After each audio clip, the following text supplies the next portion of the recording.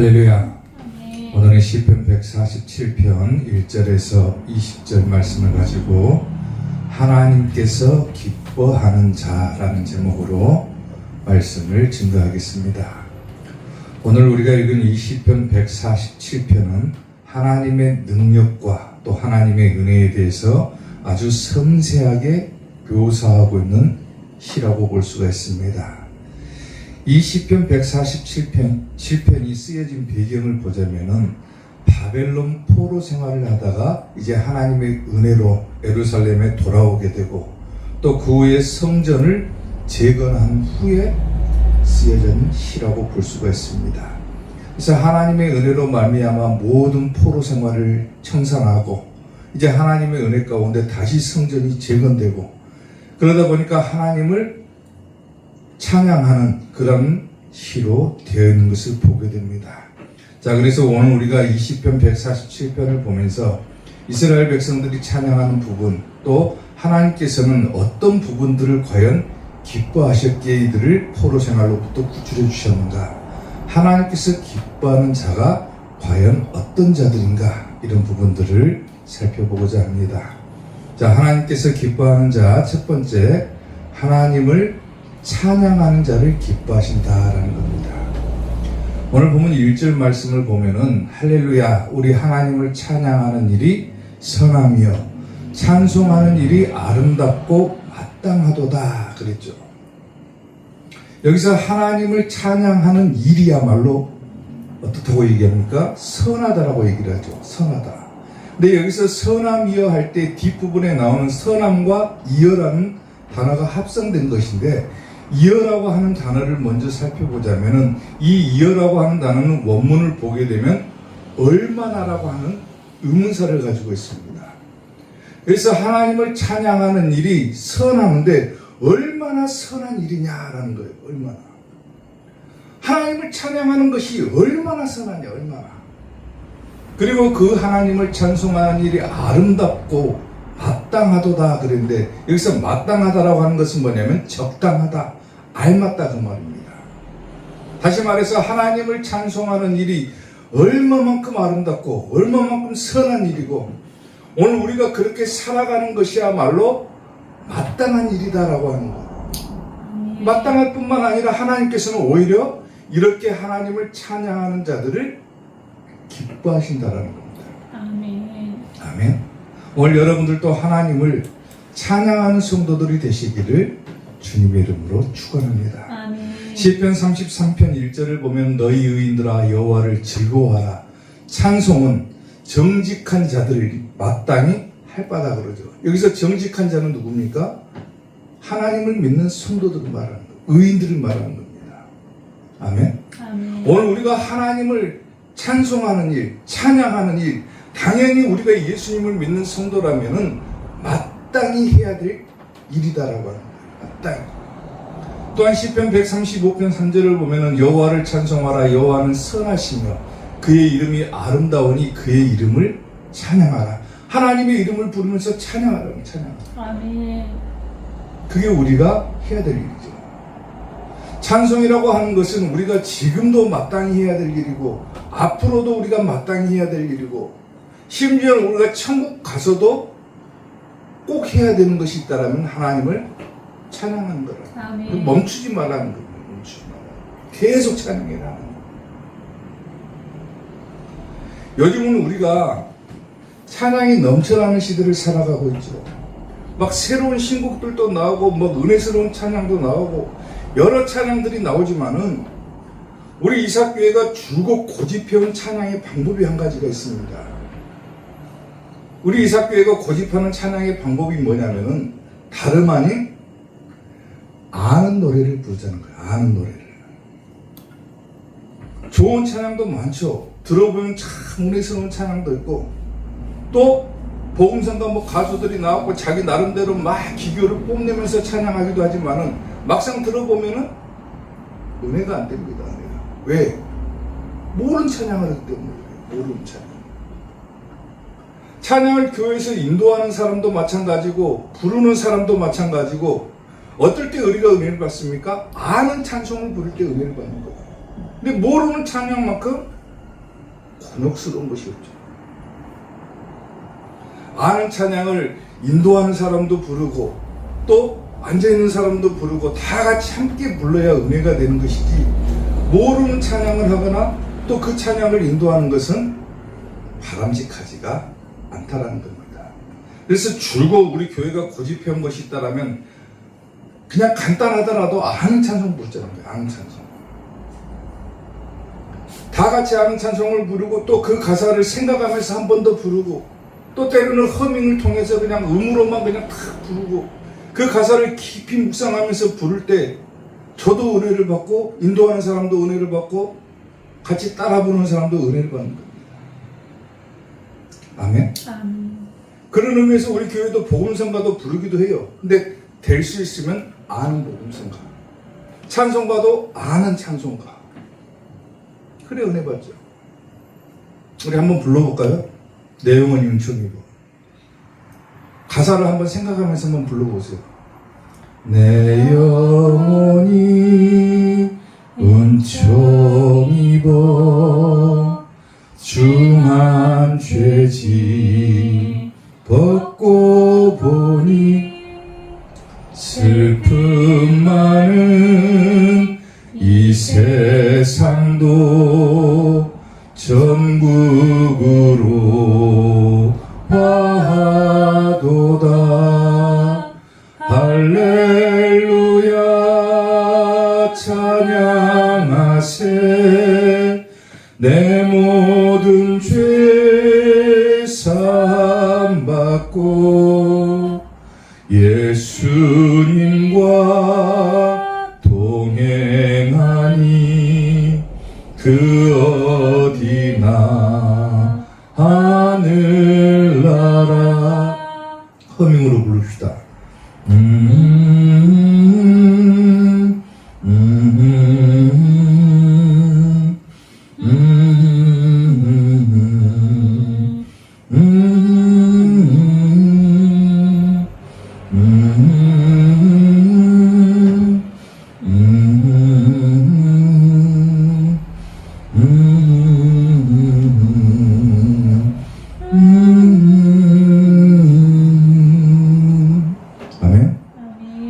아는 찬송 부를 때 은혜가 되죠. 가사를 생각하면서 부르고 아는 노래 같이 부르고 간단하더라도 그럴 때 은혜가 되는 거예요. 그리고 하나님께서는 오늘 말씀처럼 하나님을 찬양하는 자를 뭐한다? 기뻐하신다. 오늘 여러분들이 하나님을 찬양할 때, 하나님을 생각하면서 찬양하고 그의 이름을 부르며 찬양하고 그의 이름을 생각하며 찬양할 때 오늘 하나님께서 여러분들을 기뻐하신다는 사실을 깨달으시고 하나님을 마음껏 찬양하는 이삭교회 성도들이 되시기를 주님의 이름으로 축원합니다. 하나님께서 기뻐하는 자 두 번째, 하나님을 경외하는 자를 기뻐하신다라는 겁니다. 오늘 보면 11절 말씀을 보면은 여호와는 자기를 경외하는 자들과 그의 인자하심을 바라는 자들을 기뻐하시는도다 그랬죠. 하나님께서는 자기를 경외하는 자들을 기뻐하신다 그랬어요. 여기서 경외하다라고 하는 것이 뭐냐면은 두려워한다고 말입니다. 무서워한다. 그러니까 하나님께서는 자기를 무서워하는 자들, 하나님께서는 자기를 두려워하는 자들, 하나님을 두려워하는 사람들을 뭐한다? 기뻐하신다는 거예요. 기뻐하신다. 여기서 기뻐하신다라고 하는 뜻은 뭐냐면은 그것을 기쁘게 여기신다 그 말입니다. 여기신다. 그리고 그것을 기쁘게 받아들이신다 그 말이에요.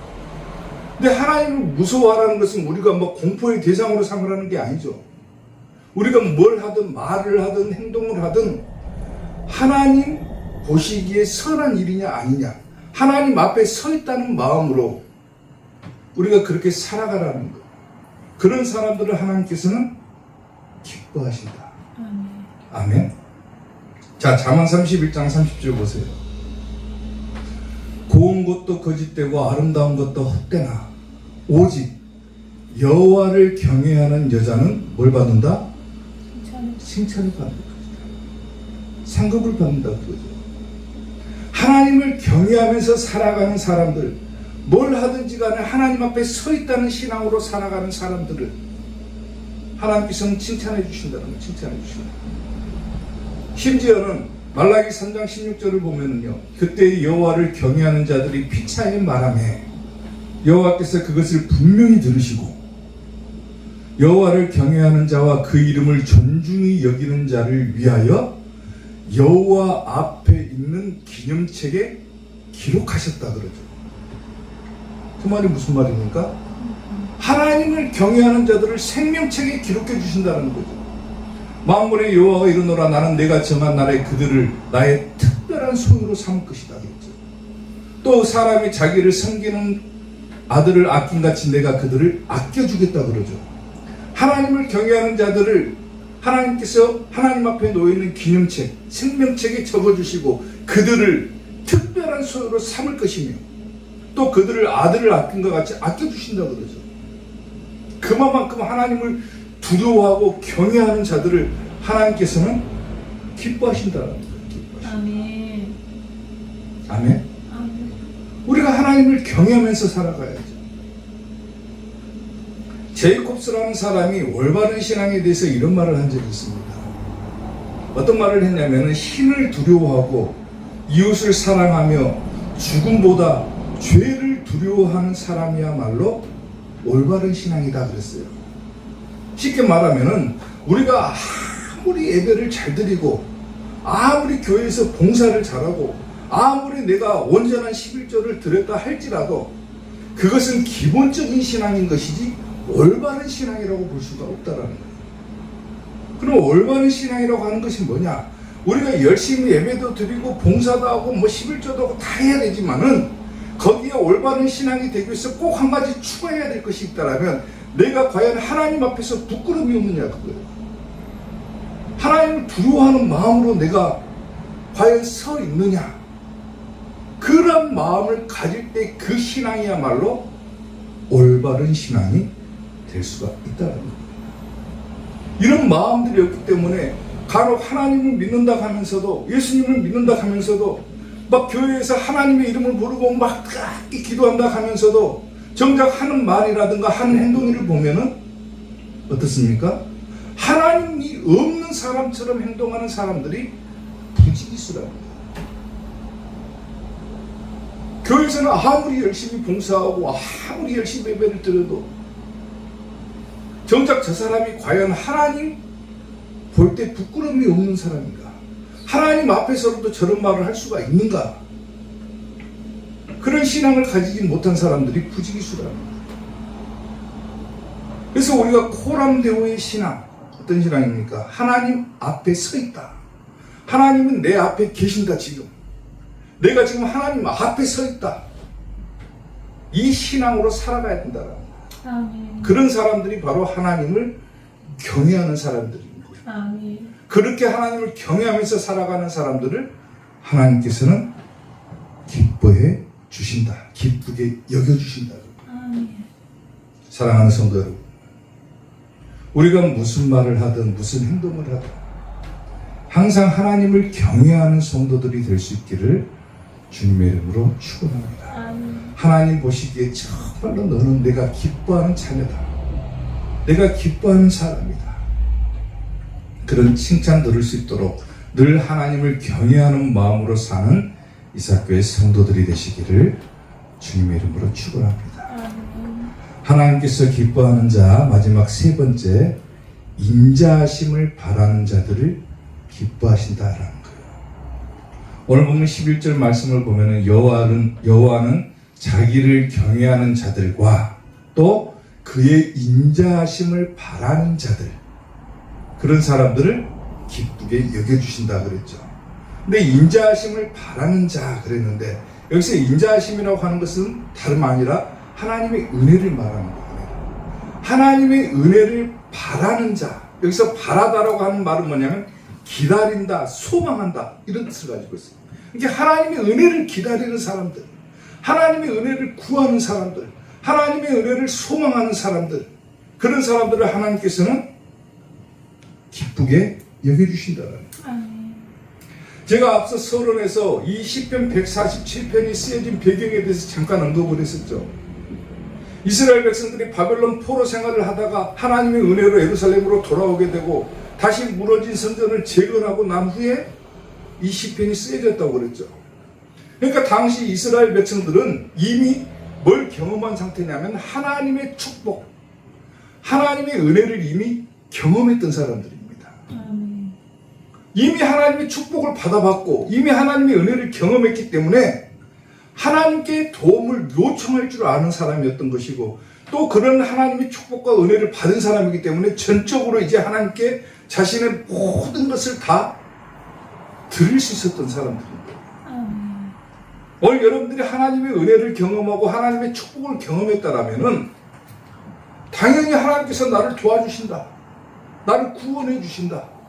그리고 하나님께서는 모든 일들을 인도해 주신다. 아멘. 그런 마음을 가질 수가 있겠죠. 근데 하나님께서는 오히려 그런 사람들을 뭐 해주신다라는 거예요? 기뻐해 주신다라는 거예요. 아멘. 바라는 사람들을 기뻐해 주신다. 하나님의 은혜를 구하는 사람들을 하나님은 오히려 기뻐해 주신다. 귀찮게 여기시는 것이 아니라 하나님 은혜 주세요 라고 하는 사람들을 기뻐해 주신다라는 거예요. 바라는 만큼 은혜를 주십니다. 아멘. 아멘. 시편 33편 22절 보면 여호와여 우리가 주께 바라는 대로 그랬죠. 바라는 대로. 원하는 만큼. 우리가 구하는 만큼 주의 인자하심을 우리에게 베푸소서. 하나님의 은혜는 한량없는 은혜죠. 셀 수 없는 은혜죠.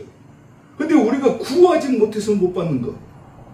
바라는 만큼 하나님의 은혜를 줄 준비가 되어 있음에도 불구하고 우리가 바라지를 않는 거예요. 근데 하나님께서는 오히려 그렇게 바라는 사람들을 뭐 한다겠습니까? 오늘 본문에서. 기뻐해 주신다. 아멘. 시편 149편 4절 보면 여호와께서는 자기 백성을 기뻐하시며 겸손한 자를 구원으로 아름답게 해주신다고 그랬죠. 하나님께 겸손하게 자기의 낮음을 고백하고 자기의 부족함을 고백하고 하나님의 은혜를 구하는 사람들. 은혜를 구한다는 게 뭡니까? 자기 힘으로 할 수 없으니까 하나님께 은혜 구하는 거 아니에요. 자기가 힘드니까 하나님의 은혜를 구하는 거잖아요. 근데 하나님께서는 오히려 그런 사람들을 기뻐하신다.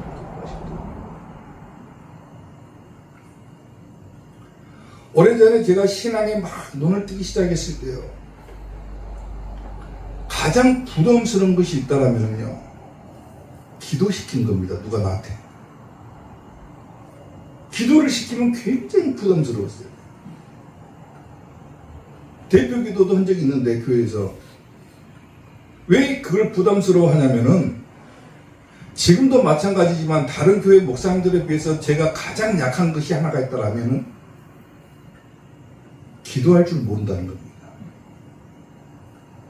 다른 목사님들은 막 기도 소리 들어보면요, 막 아름답게 막 어떻게 기도를 그렇게 저렇게 잘하는지, 어떻게 그렇게 말 한마디 끊기지 않고 막 청산유수처럼 막 말이 나오는지, 야 어떻게 저런 기도를 드릴 수가 있지? 나는 저렇게 기도할 수가 없는데 지금도 못합니다. 기도를 그렇게. 근데 대표 기도를 시키면 어떻겠습니까? 할 줄을 모르니까 어디서 기도문 찾아가지고 이렇게 써가지고 이렇게 읽은 적도 많아요. 대표 기도 시키면 평신도 때.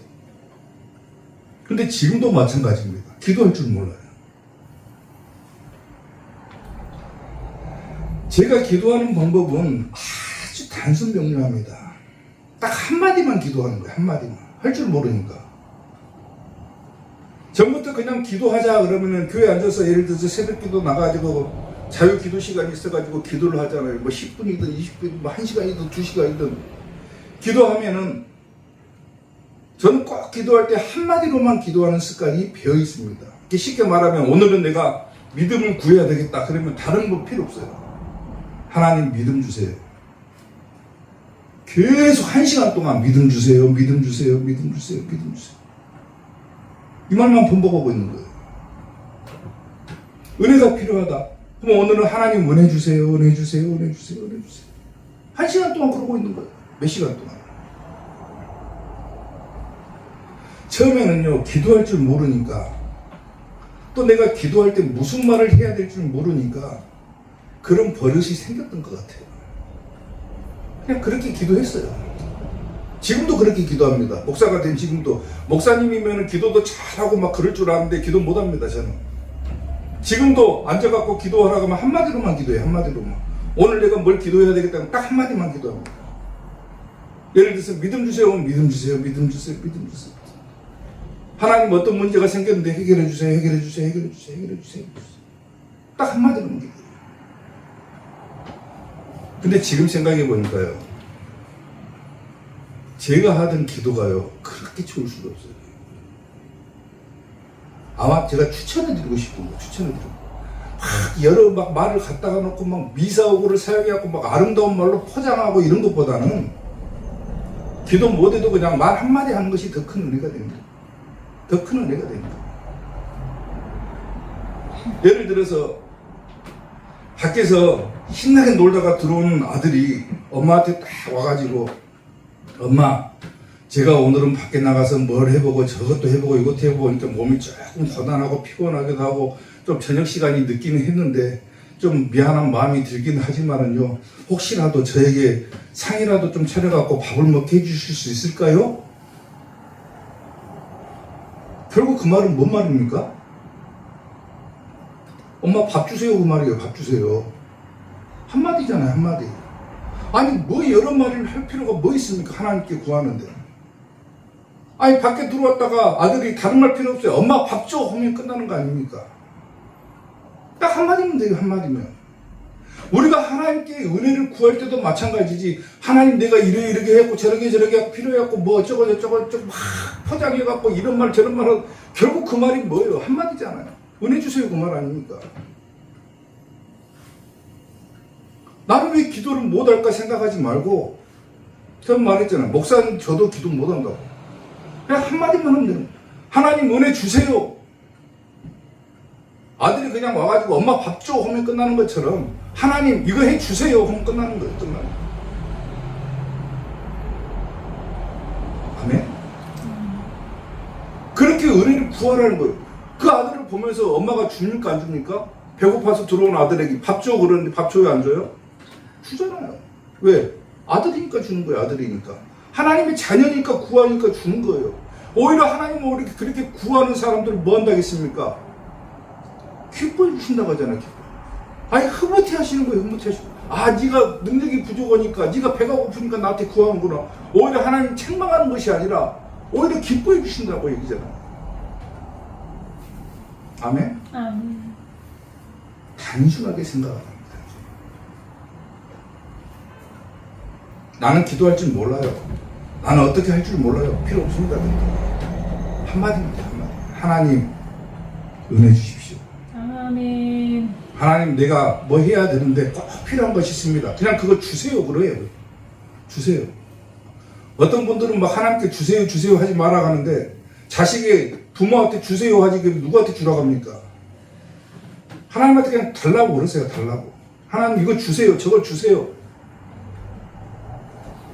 그렇게 바라는 것이 많은 사람들을 하나님은 뭐 한다 했습니까? 바라는 대로 해주신다.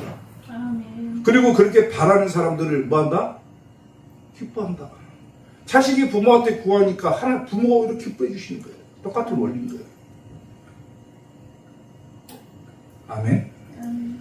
하나님은 이렇게 은혜를 구하는 자들, 또 하나님을 찬양하는 자들, 하나님을 경외하는 자들, 이러한 자들을 기뻐하신다는 사실을 깨달으시고 늘 하나님을 찬양하고 하나님을 경외하고 하나님께 바라는 대로 은혜를 구하는 이삭교회 성도들이 되셔서 하나님의 기쁨이 되는 성도들이 될 수 있기를 주님의 이름으로 축원합니다. 아멘. 기도하겠습니다.